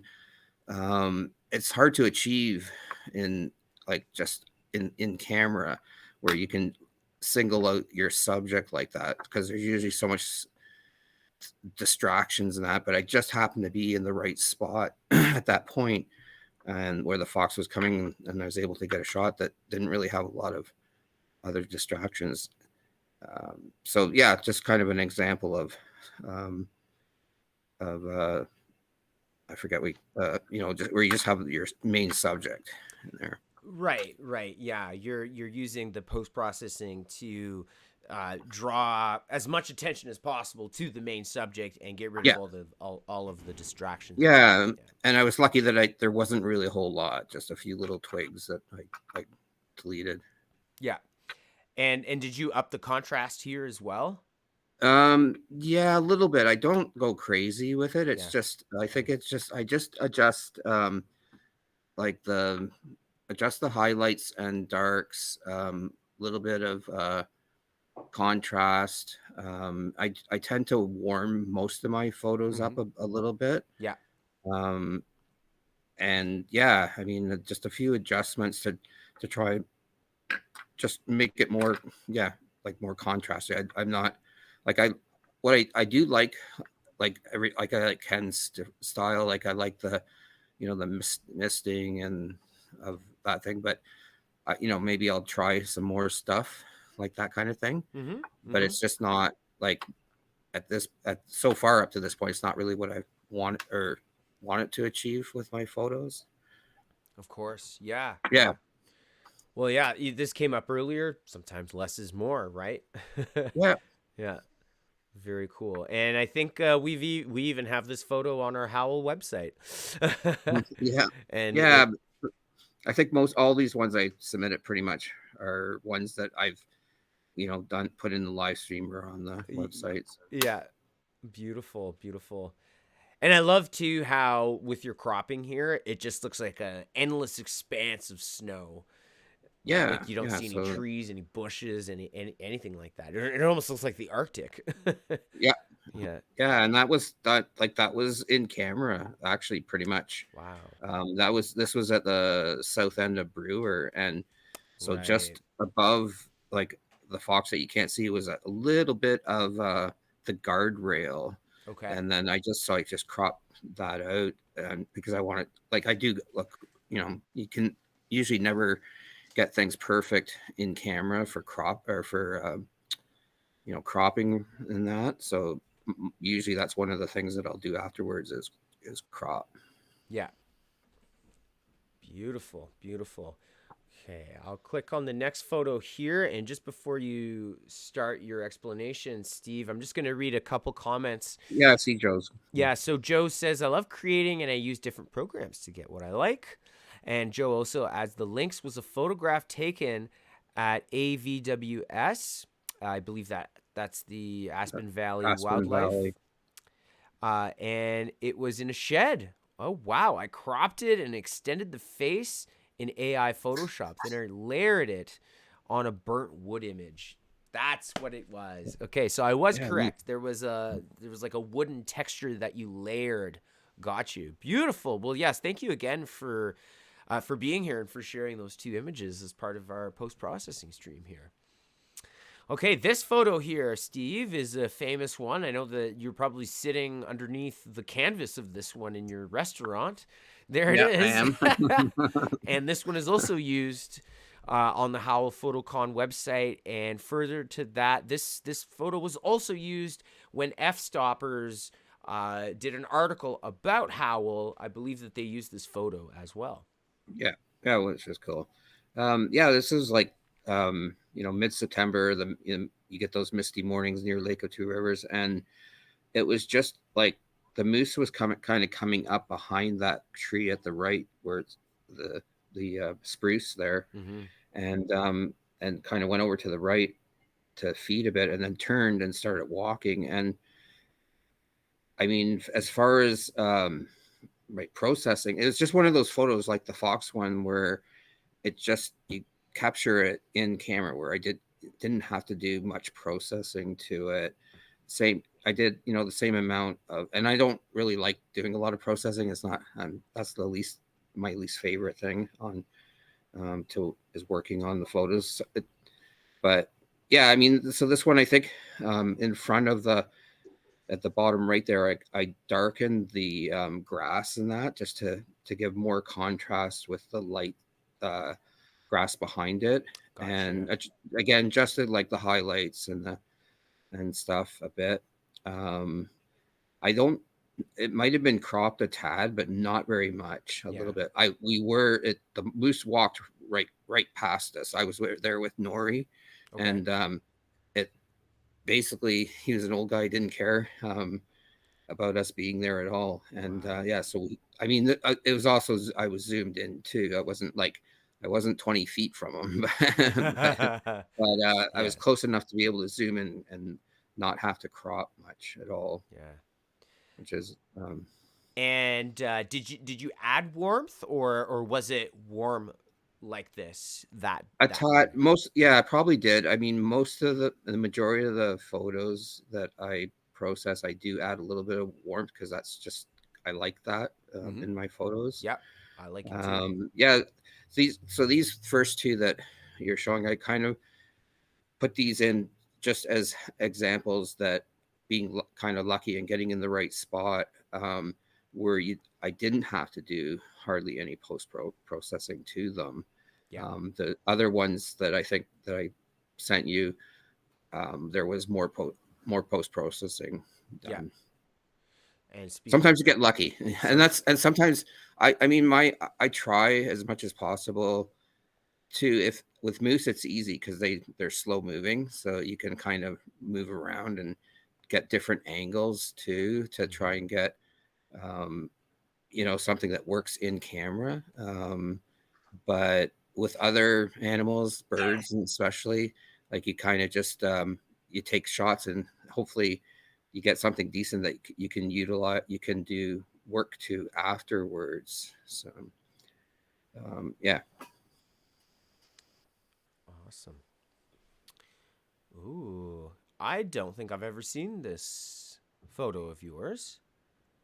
Maybe not. I did. That's probably about 2016. So what's that? About 8 years ago. Okay. And so this is something completely different that I tried. It was I went out and we found where the Milky Way. We were looking to do Milky Way shots, but we actually wanted to add other components. And so this one is actually a composite. The fire was done separate. Okay. It's a separate photo with a different exposure. Yeah. Because if we tried to do it as a single shot, the long exposure for the sky would just, the fire, you wouldn't see any detail at all. Just, and there's also, so that's separate, the fire pit and the fire, and then we use light painting to light up the foreground in it. And gotcha.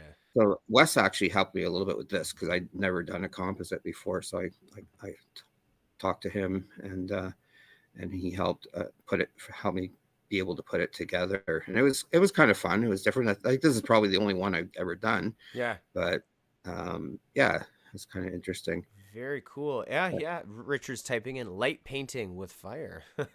Yeah. And is this in Whitney? Whereabouts did you do this? This is actually Lobster Lake. So we drove in on the back road there by the dump, and then walked in there's like a path, or maybe like it's a local portage. Yeah. And this is actually, so I mean, the fire pit was there, so it's locals that go out there fishing probably come in and have a shore lunch there, or maybe even camp there. Might be a good spot where so it was kind of neat. And so when we were actually out there doing all this, there was a couple of loons at the far end of the lake, and then they flew. I don't know, maybe if the fire attracted them or something, but they flew right over to us, and were making a bunch of noise and kind of flew by us, and then left. I think they were just kind of checking out what was going on or something, but and then they calmed down, so they were okay with us, I guess, being there. It's kind of interesting. Yeah. And is that light pollution from Whitney in the horizon in the middle? No, I don't know that. So that's kind of, we're to the east of Whitney there, so it may be Madawaska or Barry's Bay. It could be. It could be Barry's Bay. Yeah. And we did a lot of exposures, especially for the fire. Like we we spent a lot of time on that, and it was interesting. It was so long ago, I don't even remember exactly how I did this, but I was able to cut out the fire and the fire pit, and then merge it all together. Wow. And of course, anytime you're doing an intense composite, that's going to be quite a bit of time invested in the editing room, right? Yeah, Yeah. a lot more time than I normally spend on images, and it was and I mean, I know with composites the main thing is to try and get it to look like it's a single photo or as natural as possible, right? If that's what the look you're trying to achieve. So I mean, if I spent more time trying these, I think it would be, you get better with practice, right? Of course, yes. Joe's just writing in, love the composition, Steve. Yeah. Very, and I mean, this, let's not forget about the ridiculous star display that's going on in this photo too. I mean, you just nailed the stars. Yeah. And then the composition too is another part came from me when I was painting, doing land. The same kind of rules and the same kind of effect applies when you're trying to do like landscape or night sky stuff. Yeah. Yeah, so I mean, your painting background basically prepared you for a career in photography, right? Yeah. I didn't plan it that way, but that's the way life works sometimes. Yeah. Yeah. Oh, so this is yeah. I don't think I've seen this photo of yours before either. Yeah, this was just actually on Opiongo Road, and it was a younger beaver, and it was just feeding away on these leaves of this branch, and I didn't even get out of my vehicle. I just shot from opened the window and shot down, and wasn't worried. I was only very close to it, like from the car away to it, and but I tried to get to a spot where I could this was an example kind of where I ended up having to move up to try and to get a spot where I could sort of isolate it, where there wasn't like when a little before that, there was so much branches and stuff in it. And just an example of moving. And then with the processing on this, I think I did do a little bit of cloning on it. Okay.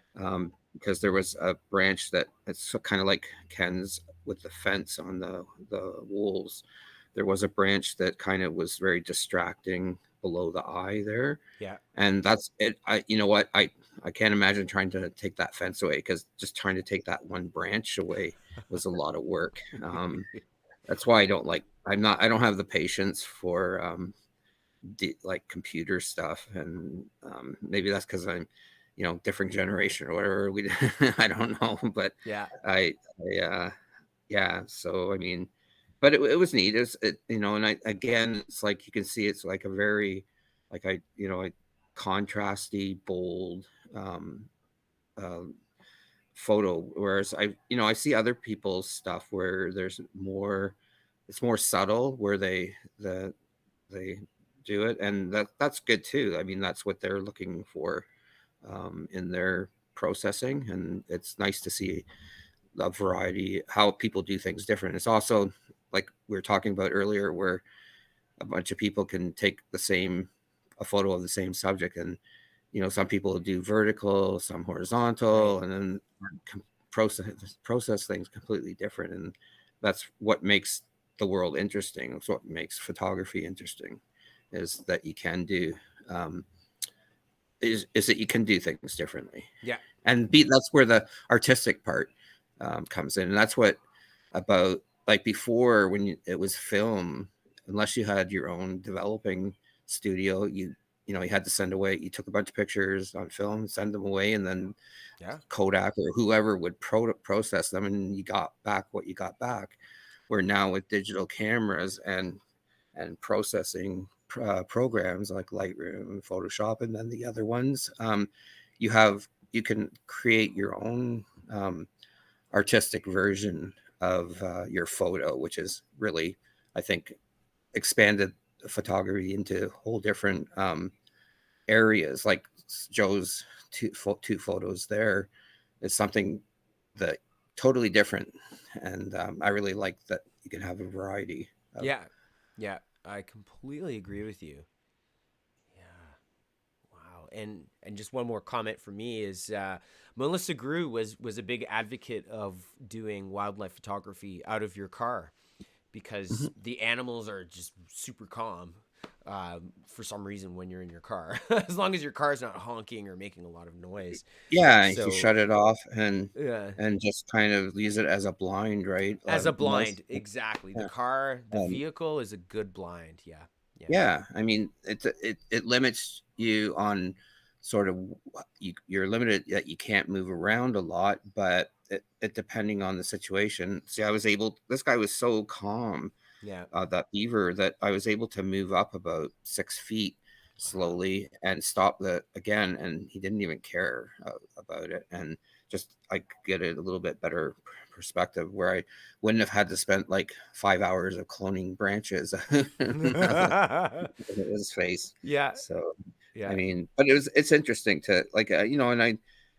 I do try a few different things with processing, but I probably, I've never like Ken, I've never taken a course or anything. I just kind of got Lightroom for the program, and then I was actually on my way to the Southwest USA when I bought it, and then I went on to YouTube, and because I didn't even know the first thing about how to use Lightroom, and I just watched some guy had a series of videos about Lightroom, and I just took notes of all what he did, and I kind of copied it, and then after that, so the first few photos that I did, I pretty much copied what he did. Right. And then after that, I started like, making some changes.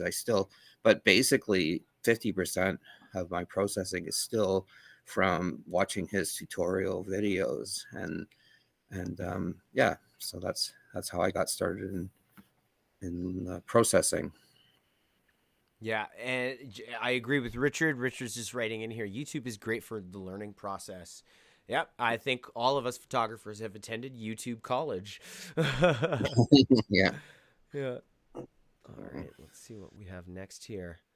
Oh, okay. And this is a canvas Yeah. at So the Mad Musher restaurant, right? that's right. And I couldn't, my computer, I have some newer photos of otters. And so I wanted to do a couple of them where I could do the before and the after, like kind of like Ken did Mm-hmm. there. But my computer was being a pain in the ass. So, Mm-hmm.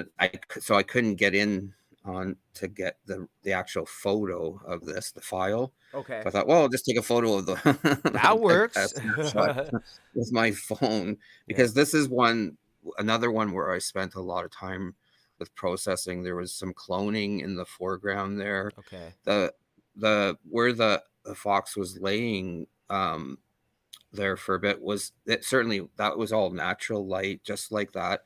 But Wow. I kind of did a bit of work to it because a couple of sections were kind of too bright, and then I lightened up some other areas, and then I darkened the background. It was pretty shadowy anyway, but I even made it more dark so that the total focus of the image then becomes on the fox and the moss in front of the fox too, which I thought was really interesting because it was like he was laying down on a soft bed of moss, and I thought that was really neat. That I just kind of did that to emphasize. Yeah. Yeah. Yeah, there's something cozy about it, right? With Yeah. that soft bed-like And it, moss. and it wasn't really sleeping, just had its eyes sort of closed for a brief time and then got up. So there's that, it laid there for maybe 15 or 20 seconds. And it was a Cool. cool morning, and that I guess the sun was really warm, so that's why it stopped and took a brief rest there. Right. But yeah, so that was another one where I probably spent way more time processing than what I do on a lot of my other photos. Beautiful. All right, and let's see. Oh, that might be the end. Oh, yeah, I think that was the last one Yeah. there. Yeah. But yeah, it Yeah. just goes to show you what you can do with a few simple editing decisions. You don't have to go all the way and get all the high dynamic range, but just some simple, really smart decisions go a long way, and just cropping too, just simple cropping. Yeah. Can really improve an image. Yeah, I use a lot of cropping. I mean, if you're far away, like Claire was saying, like you're far away from the animal, then you're going to need to do the bird or the whatever you're, and which is it's good, not interfering. Then you are gonna need to have to do some cropping to be able to get a photo that is that you can see what the subject is. And with the cameras nowadays, it's just you can like zoom in amazing, like you can crop in amazingly and still get detail. It's crazy with the high pixels and the sharpness that the mirrorless and other cameras are. It's just it's crazy. It's great. Like it's good that because it allows you to keep distance, right? Which is really important, not to interfere with it. Yeah, which is very key. All right. Joe types in, thanks, Steve. Enjoyed it. Richard also says, great presentation, everyone. How good is that? And Joe also says, thank you, Claire, as well. Yes, one of our first-time presenter that we had on tonight. Right on. All right. Well, that was delightful. Thank you, everybody, for sharing all of your images and the stories behind the images revolving around our theme, of course, of post-processing. So many good things happen in the editing room. And before we go anywhere, before we sign off for the evening, I just wanted to remind everybody that Howl will be happening November 1, 2, and 3, 2024. And we have officially booked our first speaker, Jill Heinerth, who is a cave diving photographer and videographer. Does most of her work underwater, which is really cool. We've never had a marine photographer before featured at Howl, so this is a new type of photography that we're going to have featured.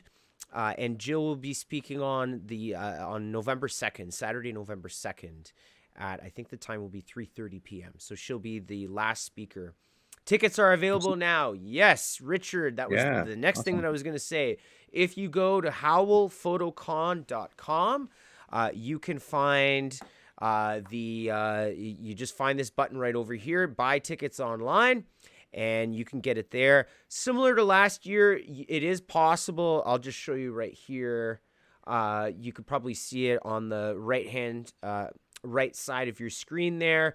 The deposit ticket is $275 plus fees, and then the full ticket is $550 plus fees. And then for those that can only make it virtually, then you can also join virtually as well. Okay, Richard says, Steve, reserve my room, please. It's already reserved. Yeah. So, yeah, Jill's photography is out of this world. It's she's been all over the world too. Been all over the world, like underwater cave diving, like Antarctica and pretty much I think every different ocean across the world. Yeah, and she is a revered speaker. Does talks all over the world. You see the book here. So yeah, we got licensed. I asked that we could use this image in particular. So that image will be featured in our Howl advertising. Oh, and I wanted to mention Jill is gonna our next Howl live stream is on Monday, March 18. Monday, March 18, 7 p.m. And that stream will begin with a 30-minute interview that I will do with Jill. So I'm going to speak to our keynote speaker, Jill Heinerth, on, again, that was Monday, March 18, starting at 7 p.m. It's just a 30-minute interview. I'm going to ask some introductory questions to Jill, and then Jill's actually going to talk about 5 of her photos, and they're all very interesting underwater photos, and I'm very much looking forward to what we're going to hear about that. And, of course, her presentation will be it'll be 75 minutes plus a 15-minute question period at Howl. And then, of course, Jill will participate in the question and answer panel, which is the last event on Sunday, November 3rd. And the panel starts at 12:30 p.m. So, you can head over to our website just to get some more information about Jill. This is the kind of material that Jill does. Like all of this, I don't know what you call this, stalagmites, or I don't know what they are. These beautiful underwater cave images. This is what Jill's specialty is, and Jill has shot for all of the major publications, from National Geographic to all of the other important publications that exist out there. So very, very excited to announce our very first speaker. We will be announcing the rest of our speakers very soon, probably month by month. But we're very excited to start off with such a very exciting booking. And what's really cool is Jill lives in Ottawa, so also an Ontario local in the Ottawa Valley, so not too far from us as well, which is very exciting. Yeah. I don't know if you want to add anything about that, Steve? No, I think that I'm excited about our lineup for this Howl. And I mean, last year was pretty amazing, and I think that this year is going to be an amazing Howl convention too. So I'm looking forward to it, and looking forward to seeing everybody there. Hopefully we get a lot of return people and even some new people. It would be great. Yeah, I'm sure we will. Yeah, especially once the full lineup will be announced in due time. Yeah. Awesome. All right. Well, thank you everybody for joining us tonight for our cozy photography live stream over here. I loved seeing all the photos from Ken, from Claire, and from Steve. Thank you again to all of our presenters. And again, our next live stream will be Monday, March 18th, beginning at 7 p.m. with an interview with our first keynote speaker, Jill Heinerth. So that's going to be very exciting. And we'll probably have similar format, inviting people from the community to present and to speak. I'll announce what our theme is. If you have any suggestions about what our theme can be, you can always email us or reach out to us on social media to share your idea for a future theme for a live stream. All right. Well, I'm sure that everybody's winding down here on the East Coast or in the Eastern time zone, getting ready for bed and stuff, as I will be very soon. So I'm going to say good night. Good night, everybody. Thank you so much for an amazing stream today. I learned a lot. And above all else, I really enjoyed looking at some high quality work. Take care, everybody.